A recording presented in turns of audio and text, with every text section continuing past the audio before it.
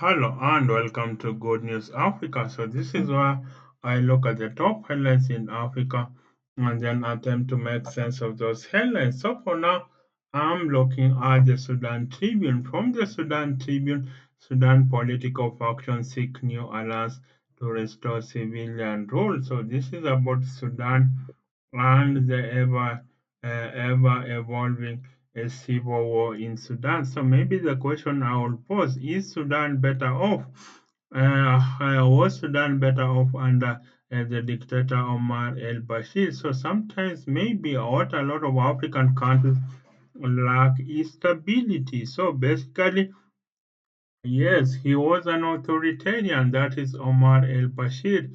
He was an authoritarian, but then, of course, he kept Sudan stable and basically was able to hold the country together. Of course, you had the atrocities in the western region of Darfur, but then again, you have the whole of Sudan has now is divided between two camps, the government forces and the rapid support forces, that is the RSF, of course, and the Sudanese government claims that the RSF rebel forces are supported by UAE. So basically, maybe Sudan is a proxy war for the Gulf countries. So basically, do we need benevolent dictators? And I think stability is what a lot of African countries lack. That is stability. So should we be having benevolent dictators in Africa? That's my question to you. Should we be having benevolent dictators? That's my question to you.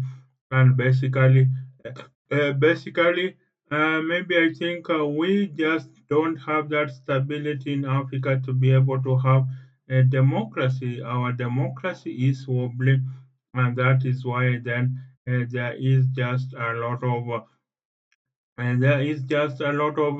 instability. So that's it from the Sudan Tribune. Then in another newspaper, we look at is the Guardian Nigeria. The Guardian Nigeria from crude to complexity. Why Nigeria's export story must change. So basically, this is about Nigeria, the over depending on oil. So of course, on the other sectors of the economy died down as soon as oil was discovered. So basically, what I'm asking is what I'm asking basically is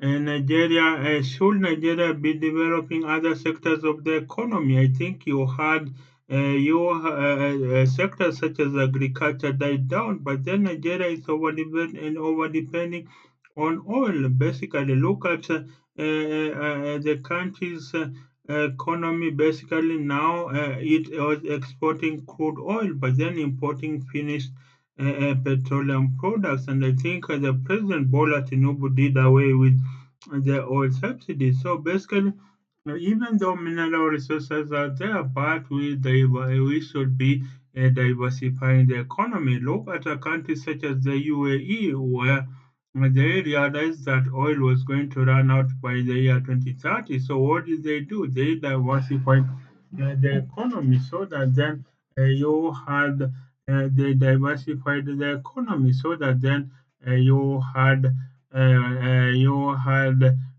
Dubai, the flagship city in UAE, becoming a global center of commerce and industry. So basically, you have Dubai. When you are going to Dubai, people assume that you are going to be doing shopping when you are going to Dubai. So basically, that's just it. When you are going to Dubai, people assume that you are going to do shopping, and of course, the tourism. Of course, the desert experience is not any better than Africa, but the way it has marketed itself, Dubai is a global center of tourism and a global center of tourism and business. So that's it. I think we need to be able to diversify our economies. This mineral dependence is what is fueling a lot of conflict around Africa, and I think the greatest asset that these African countries should be having is mineral resources. That is the greatest asset that African countries should be having is a human capital. Human capital is what will enable us to have human capital is what will enable us to uh, unlock all the hidden potential of Africa. And I think look at a country such as DR Congo, the mineral wealth potential of DR Congo is $30 trillion, but you need human capital to convert that raw materials to finished products. So basically, DR Congo is selling raw materials. It is not converting titanium to aeroplane parts. It is not converting copper to electronics. It is not converting uh, uranium to nuclear power. It is not converting cocoa to chocolate. It is not converting coffee to coffee drinking change. It is not converting wood to paper. So that is why then we need to be able, it is not converting coal to mobile phones. So I think what we really need in Africa is a human capital to be able to have a lot of this human capital. So that's it from the Guardian Nigeria. Then another top newspaper headline from Nigerian Guardian, from the Guardian Nigeria, aligning Nigeria's education system with labor market realities. So that is Nigeria's education system about teaching marketable courses. Of course, a lot of people say that in some courses you are going to be taught courses maybe in the arts that are not going to lead to a job after graduation. So basically, it's about teaching. But should we really discard the arts? Maybe the study of subjects such as history, the study of subjects such as anthropology, sociology. Should we be discarding the arts? And I think that's not to say that we should be discarding the arts. The president of Uganda, Yoweri Museveni, said that studying the arts was useless. The president of Kenya, William Ruto, said, "What use will studying the study of Vasco da Gama?" That is, William Ruto said, "Of what use will the study of Vasco da Gama help you in life?" So basically, but I think we should think about it. Maybe we need a liberal arts education because it opens up the mind. And I think maybe we should train for the skill which the science and engineering education is all about, as well as train for the mind, which is where a study of the arts helps us train for the mind. So basically, I think we need both. We need to train for the skill as well as train for the mind, because the skill is what will help you get a job post graduation. But then training for the mind is what will help you become a better citizen. And really, African education systems have produced great experts, but terrible citizens, unable to fashion their countries towards their prosperity. Think about it. Our education systems have created great experts able to compute the toughest quantum physics equations, able to analyze the latest, the deepest Ngugi wa Thiong'o literature, Chinua Achebe ametoka able to analyze the latest quantum Chinua Achebe literature, able to analyze the deepest Ngugi wa Thiong'o literature. But then, of course, this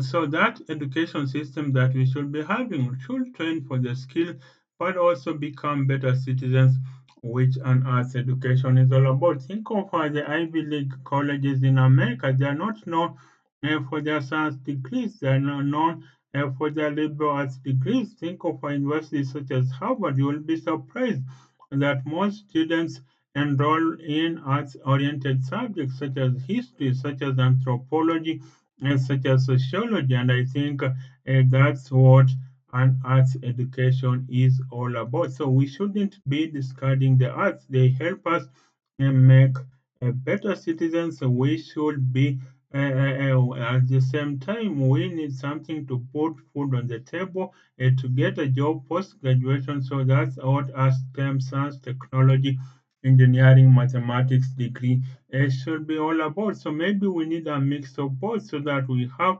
someone graduating with a degree in mechanical engineering and a minor in history, or maybe graduating with a degree in history and a minor in mechanical engineering. That's how we are going to ensure that we have. That's how we are going to ensure that we have a degree. We have an education system that caters both produces wealth for the country, which STEM education is all about, and then, of course, we also have a degree, an education system that creates better citizens. And I think in terms of STEM, we need innovation, we need hands-on practical skills so that the education we teach, so that the education we teach so that then the education we teach then could open frontiers in new areas. Think of an area such as AI. AI basically, a lot of African countries are left behind. Think of a university such as the Massachusetts Institute of Technology. Think of a Stanford University. Stanford is where Google began. Stanford is where Yahoo began. Stanford is where Sun Microsystems was launched. Think of the Massachusetts Institute of Technology, MIT. MIT, according to the Kaufman Foundation, which is a non-profit that supports entrepreneurship.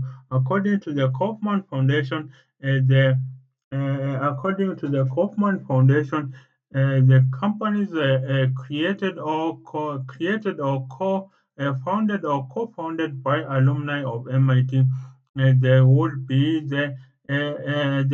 worth $2 trillion. That will make it the 11th largest economy if it were a separate country, and they are in different fields such as biotech, such as software, such as internet, such as medical equipment, and I think that is the way to develop. Let's develop industrial universities. So we need industrial universities in Africa. So we don't just need teaching universities. We need universities that are at the absolute bleeding edge of innovation so that what is taught in the classroom can find its way to the laboratory and eventually is scaled up to the market. That is the way it goes to the field. And so in that case, we need to link that up with venture capital. That is how we have a thriving venture capital market.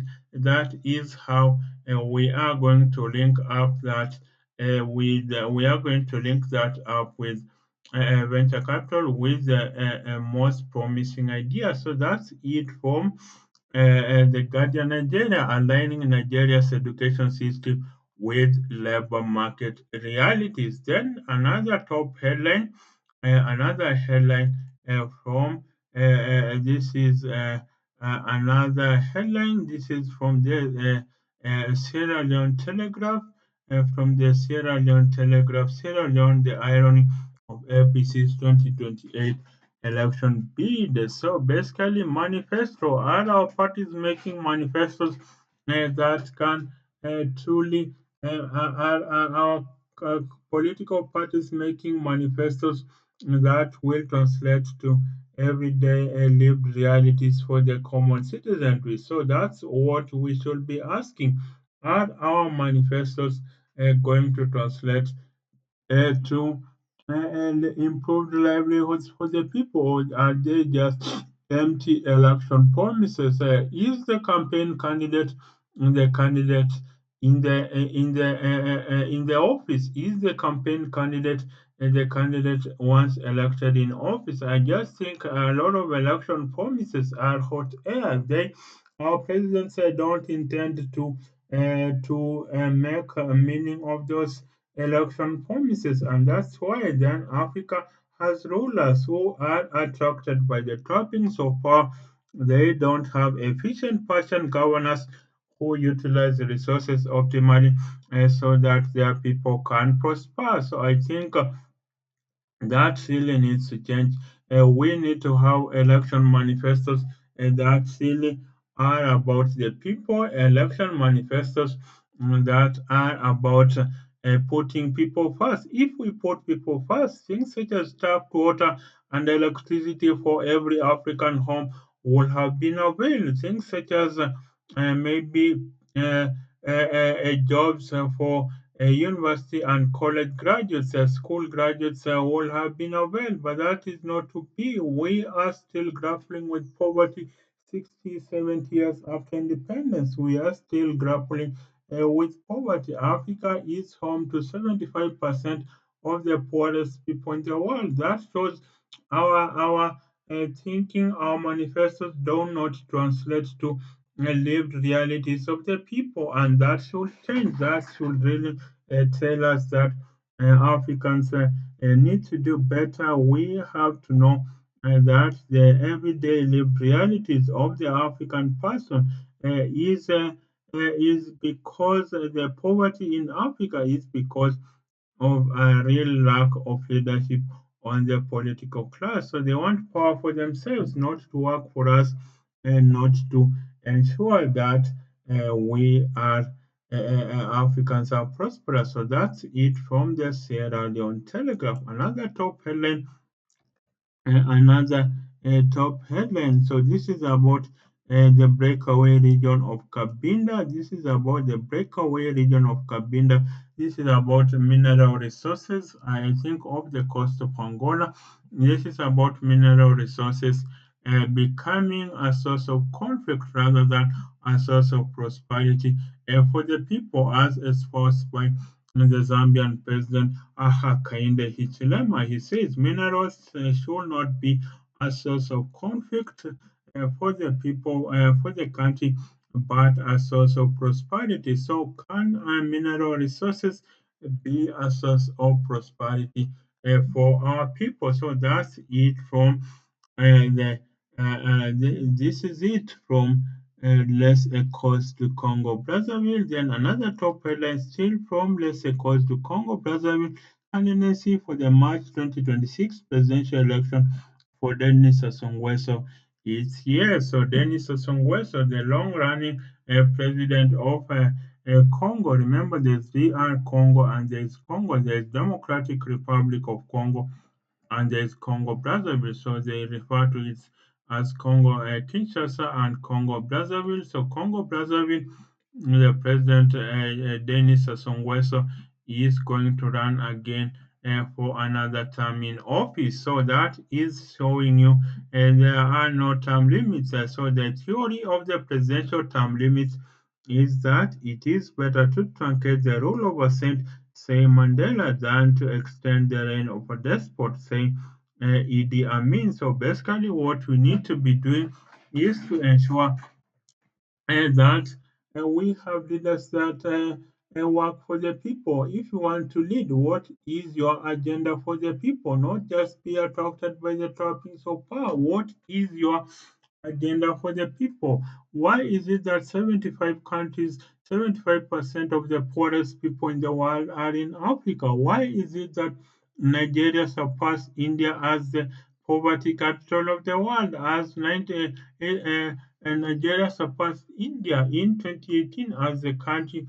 with the most absolute poor people in the world. 85 million Nigerians are absolute poor out of a population of 200 million. That is nearly half the population. So you can guess. And India has 1.5 billion people. So you can imagine how very much poverty is there in Nigeria when it is just a tenth of the population of India. So I think Africa should desist from becoming the poverty capital of the world.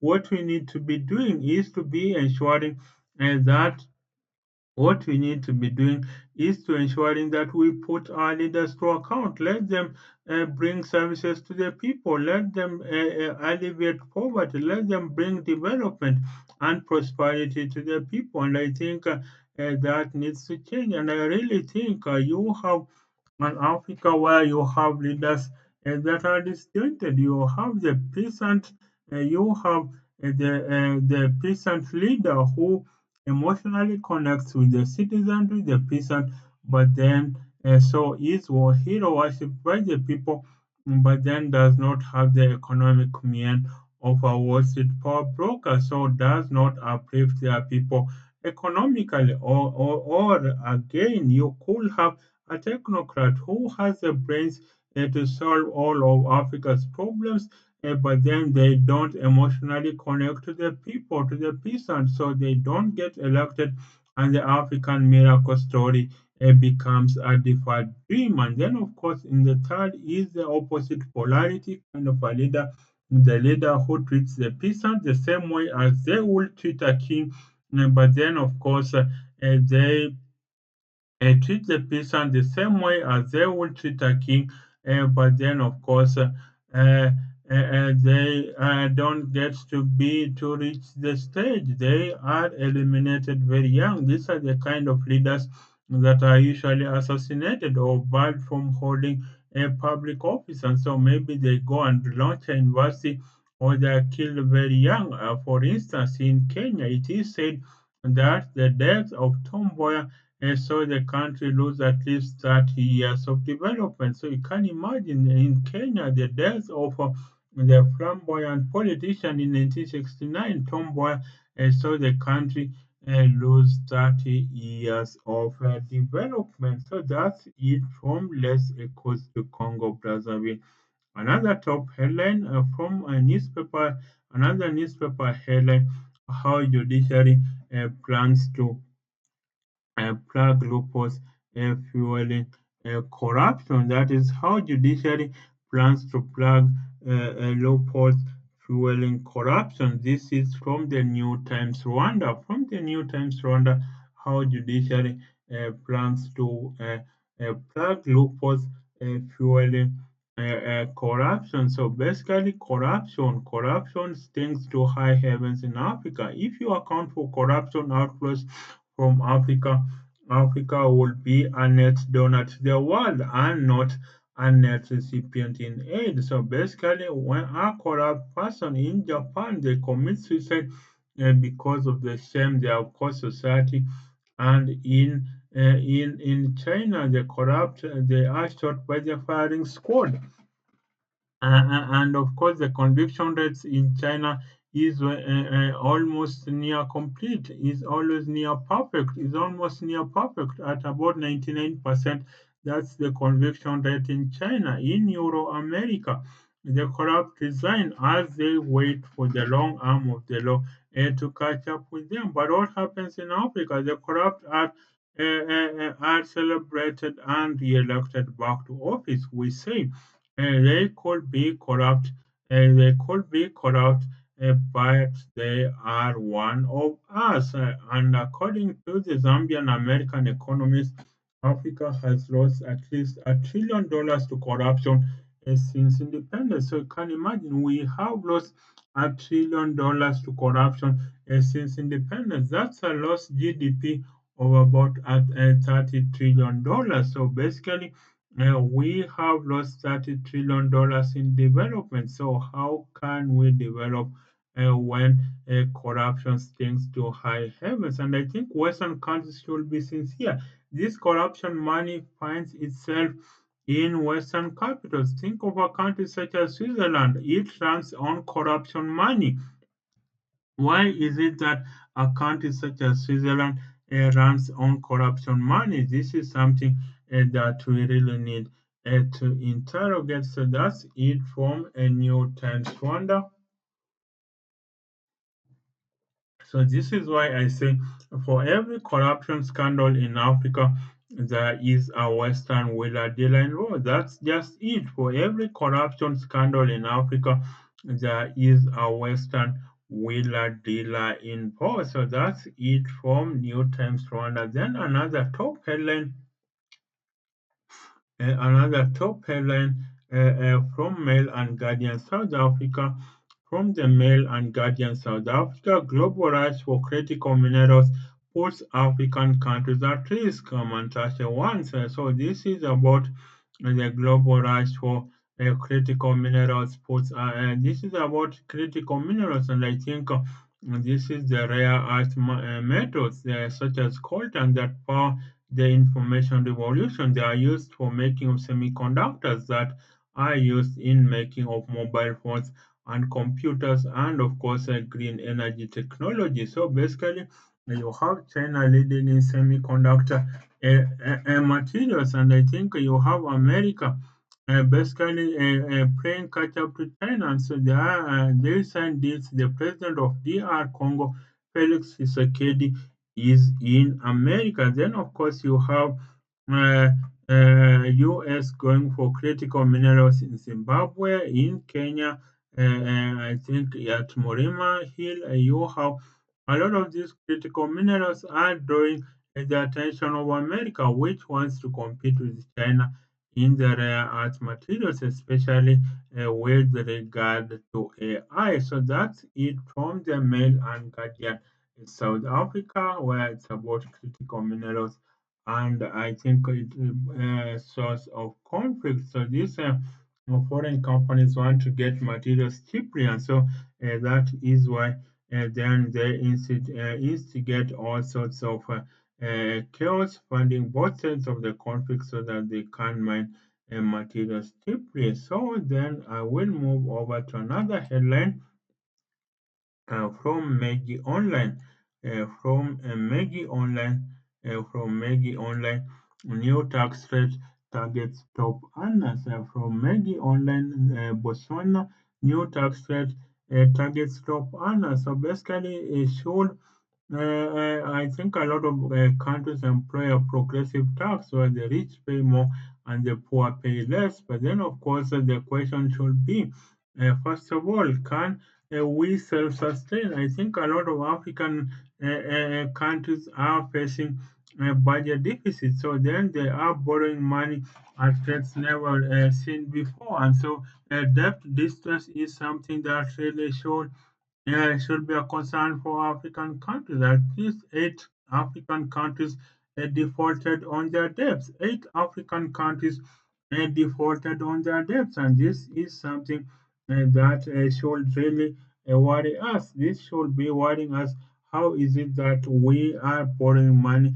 And worse, this debt is not translating to tangible. This debt is not translating to tangible improvement of livelihoods. And so basically, I think our taxes are not being utilized properly, and that's why a lot of people really don't want to pay tax. And I think if taxes translated to people, then there will be a free high quality education, there will be a free healthcare, there will be drugs in hospitals, there will be teachers in schools, there will be roads that are done well, there will be jobs for graduates post graduation. So that is something that really we should be looking at so that we can get, so that then we can get people to pay taxes. We can depend on ourselves. If our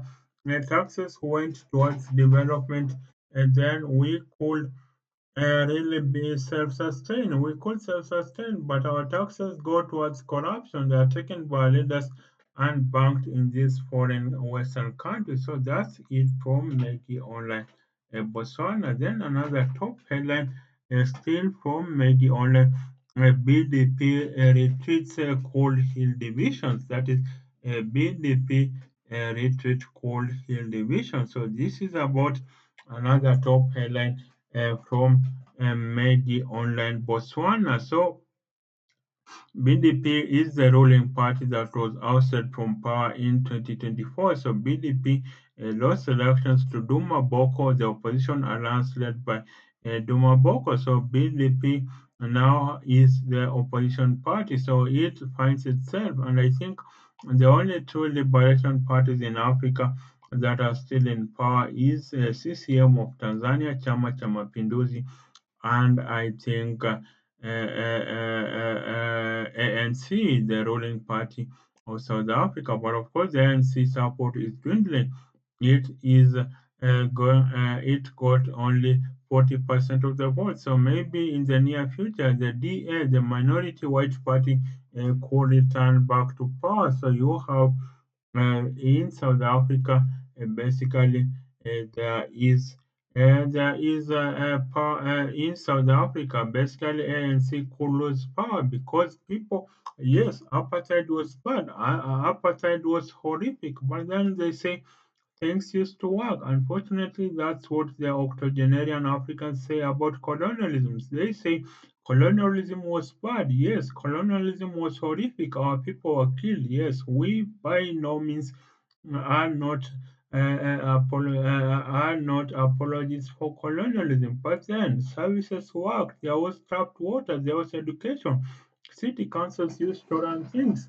And so then that puts the question, can Africans self-govern? That is why racist. Uh, uh, that was the whole basis of this crisis that came up with the Berlin Conference to divide up Africa among ourselves. That was the whole essence of slavery. Africans cannot self-govern. And of course, you had the second last president of apartheid, P.W. Botha, saying that South Africa was built for the white mind by the white mind. So that's it from Maggie Online Botswana. BDP retreat called Hill Division. So that's it. Then another headline, we'll be looking at another headline, Licking roads at Ohang, that is from the Namibian. Licking roads at Ohangane Oshikoto disrupt teaching. So this is about the licking roads in school. So basically, this is poverty in Namibia. Namibia has one of the highest inequalities in not just in Africa but in the world, along with South Africa. But I think the inequalities have more to do with race than they have to do with ability. So, of course, in Namibia and South Africa, the inequalities have to do more with race than ability. But of course, we should be having less. And I think the amazing, the surprising thing is not even inequalities within countries. Maybe between third world and first world countries, the main inequality uh, is within countries. And I think for countries such as Nigeria, whereas we can explain the inequality, whereas we can explain the inequalities in countries such as Namibia, how can we explain the inequality in a country such as Nigeria, where in 2018 Nigeria surpassed India as the country with the most absolute poor people, but in the same year 2018, Nigeria was the fastest rising market for private jets. So you can imagine that is something that we should really be interrogating. So that's it from the Namibian. Then another top headline, IMF agreement marks new era for economic reform. So are IMF and World Bank, are they really helping us? Why don't we have our own development bank? Why don't we have our own development bank? That is something that we need to interrogate. Why don't we have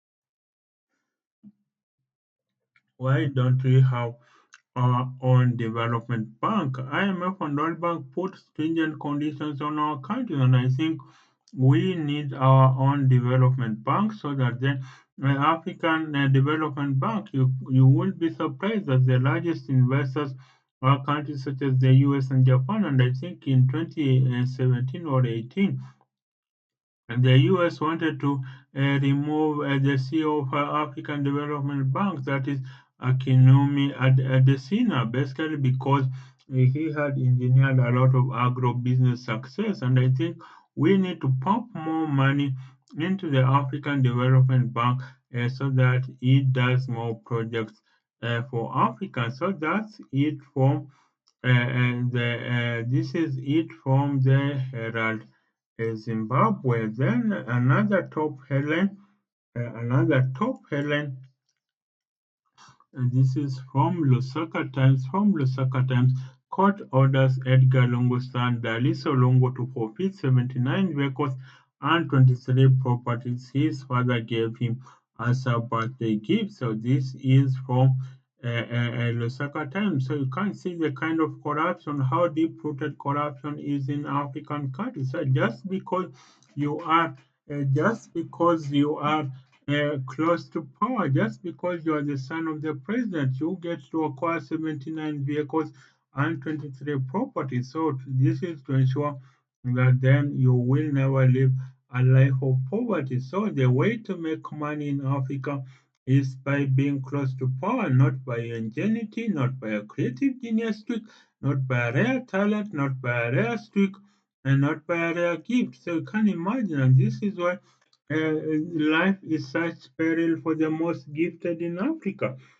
Because all the wealth is being taken up by corrupt politicians. The gifted in Africa are in solitude. The rarely skilled in Africa are in solitude. We cannot do anything about them because all the money goes to corrupt thieves, and that is why then Africa gets to suffer.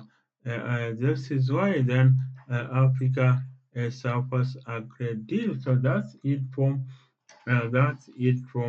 Lusaka Times. Then I will move over to another top headline. I will move over to another top headline from the Nyasa Times.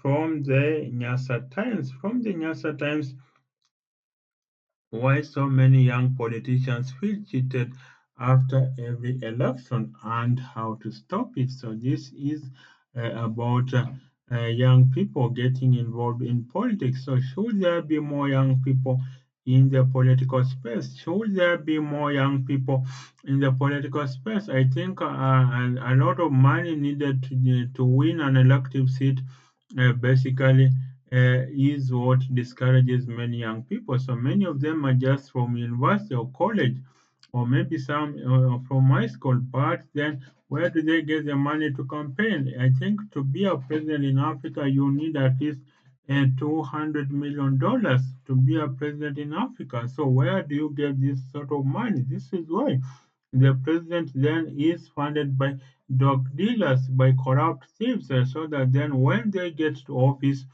when they get to office, it is time to eat. It is time to recoup that which they used to campaign and not to be of service to their people. So this is why I say that in Africa, when you are going to come, think of a case for Kenya, for instance, you need at least 100 million shillings.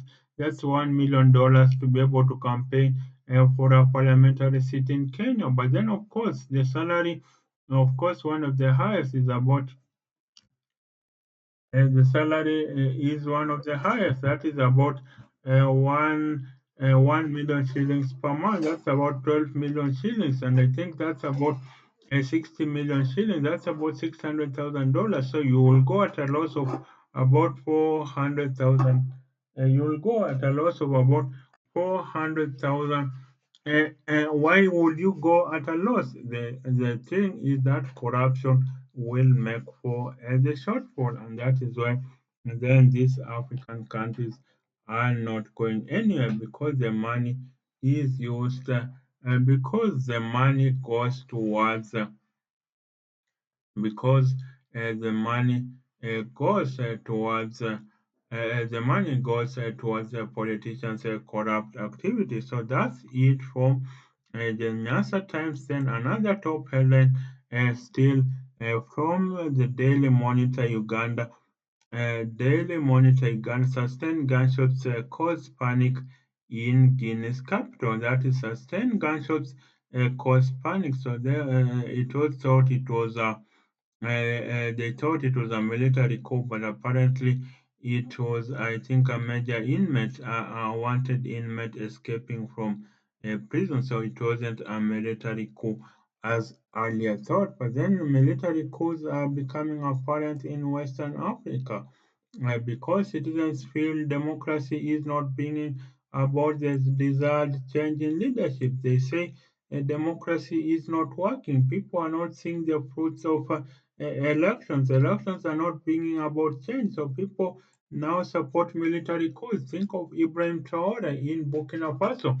He is ticking in all the right boxes. Why? Because he is the incarnate of Thomas Sankara. Basically, things are working, and I think that is why then you have that is why then you have Ibrahim Traore having such a digital cult. You have, for instance, he has a project for social housing, new roads, a national airline, national airport, container depot off the coast of Ghana, and an inland depot on the border with Niger and Mali, and of course, you have Post Bank, University Polytechnic, a tomato processing plant, cotton processing mill, and a gold processing plant. So I think military coups will continue to happen as long as elections don't bring about the desired change in Africa. So that's it for now.